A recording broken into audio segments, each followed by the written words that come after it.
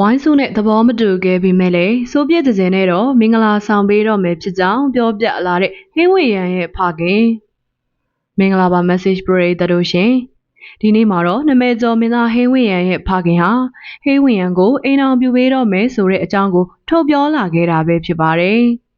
ဝိုင်းစုနဲ့ဟင်းဝေရန်ချစ်ကြိုက်စဉ်ကာလမှာတော့ဟင်းဝေရန်ရဲ့ဖခင်ဟာဝိုင်းစုနဲ့သဘောမတူခဲ့တာဖြစ်ပြီးသူတို့ခိုးပြေးချိန်မှာတော့အတန်ဖိုင်မှာထွက်ရှိလာခဲ့တာပဲဖြစ်ပါတယ်။ဝိုင်းစုနဲ့ဟင်းဝင်ရန်ကခိုးပြေးခဲ့ပြီးအကျဉ်းလင်းများဖြစ်ခဲ့သည့်တိုင်ဟင်းဝင်ရန်ရဲ့ဖခင်ဖြစ်သူကဟင်းဝင်ရန်နဲ့ပေးမတွေ့ပဲတွင်တွင်ညင်းနေခဲ့တာပဲဖြစ်တာပဲ။မနေ့ကဟင်းဝင်ရန်ရဲ့မွေးနေ့အလူမှာတော့ဖခင်ဖြစ်သူဦးဝင်းကိုဟာဟင်းဝင်ရန်ကိုဆိုဗီယက်တစ်စင်နဲ့မင်္ဂလာဆောင်ပေးတော့မှာဖြစ်ကြောင်းပြောပြလာခဲ့တာပဲဖြစ်ပါတယ်။အင်တာဗျူးမှာတော့ဟင်းဝင်ရန်အဖေဦးဝင်းကိုဟာသားကိုဘယ်သူနဲ့ဖြစ်ဖြစ်သဘောတူပါတယ်သူတို့ချင်းမြတ်တာမျှနေရင်ပြီးရောလေရှေ့မှာကအကြောင်းစုံတွေရှိဘူးတာဥတန်ဖိုင်တွေလေအခုတခါတည်းရှင်းတယ်လို့ပါပဲမပြောဘဲနဲ့နေခဲ့တာပါရေငုံနှုတ်ပိတ်ပြီးနေပေးခဲ့တာပါအဲ့ဒီအကြောင်းကိုပရိသတ်တွေသိလိုက်ရင်တော့အကုန်လုံး surprise ဖြစ်သွားနိုင်တယ်ဦးတို့ကတထေးမဟုတ်ဘူးသူတို့ကအောက်ခြေကသူတွေဘဝသမားတွေဝိုင်းစုကဒီနေ့ဒီချိန်ထိလည်းစူးစမ်းနေတော့ပါ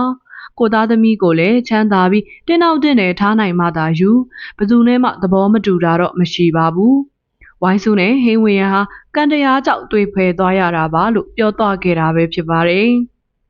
ဆိုဗီယက်တစ်စင်ကိုလည်းသူ့ရဲ့ချွေးမလေးသာဖြစ်လာခဲ့ရင်တော့ချစ်ပေးမှာပါဆိုပြီးအင်တာဗျူးမှာဖြေသွားခဲ့တာပဲဖြစ်ပါတယ်ပရိသတ်တွေကတော့ဝိုင်းစုအပေါ်မှာခါခါတီးတီးညှင်းဆန်ခဲ့ကြဘူးတဲ့ဟင်းဝေရန်ရဲ့မိသားစုဟင်းဝေရန်ရဲ့အဖေကိုကြည်မရဖြစ်နေခဲ့ကြပြီး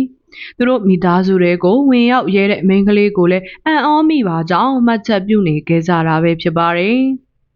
ဝိုင်းစုကိုခိုးပြေးခဲ့ပြီးမှမိဘသဘောမတူလို့ဆိုတဲ့အကြောင်းပြချက်နဲ့တာဝန်မယူရဲတဲ့ဟင်းဝေရန်ကိုဒီနေ့ထိတိုင်ပရိသတ်တွေကမမေ့နိုင်ဖြစ်နေခဲ့ကြတာပဲဖြစ်ပါတယ်ပရိသတ်တို့အနေနဲ့ကရောဝိုင်းစုနဲ့တုန်းကဖြတ်ခဲ့ကြပြီးဆိုပြစ်သစဉ်နဲ့တော့မင်္ဂလာပါဆောင်ပေးတော့မယ်ဟေးဝင်ရန်ရဲ့အဖေပေါ်မှာမှတ်ချက်လေးပြုခဲ့ကြပါအောင်နော်ဗီဒီယိုလေးကိုဆုံးထိနောက်ထောင်ပေးတဲ့တူတယောက်ချင်းစီတိုင်းကိုကျေးဇူးအထူးပဲတင်ရှိပါတယ်ရှင်။တာယာသောနေ့လေးဖြစ်ပါစေရှင်။